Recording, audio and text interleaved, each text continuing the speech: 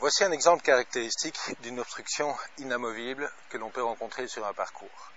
Avant toute chose, il faut toujours s'assurer au niveau des règles locales du parcours sur lequel vous jouez que, dans ce cas-ci, une pierre qui est un repère de distance soit bien déterminée comme une obstruction inamovible, c'est-à-dire obstruction, élément non naturel qui ne fait pas partie intégrante du parcours.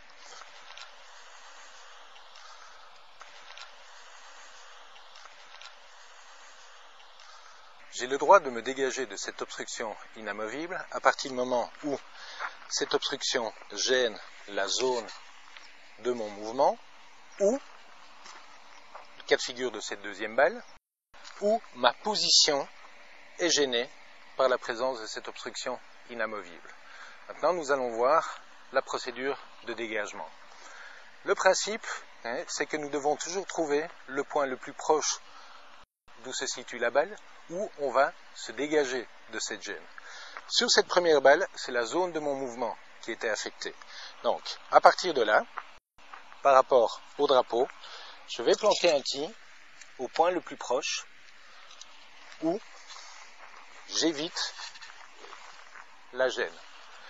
Étant donné que je peux dropper sans pénalité, je peux dropper dans un arc de cercle d'un rayon d'une longueur de club. Cette longueur de club, je vais la marquer avec un deuxième tee. À ce moment-là, je peux relever ma balle et je drop.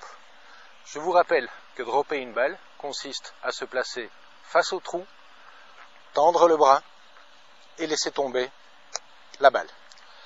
La balle est restée dans cet arc de cercle déterminé par un rayon d'une longueur de club, donc la balle est en jeu. Je ramasse les quilles et à partir de là, je peux exécuter mon mouvement. Cas de figure de la deuxième balle. Cette fois-ci, c'est ma position, mon stance, qui est gênée par la présence de l'obstruction inamovible. Donc, même procédure, je vais déterminer le point le plus proche où j'évite la gêne sans me rapprocher du trou. Donc, point le plus proche où j'évite la gêne, là, sans me rapprocher du trou, je place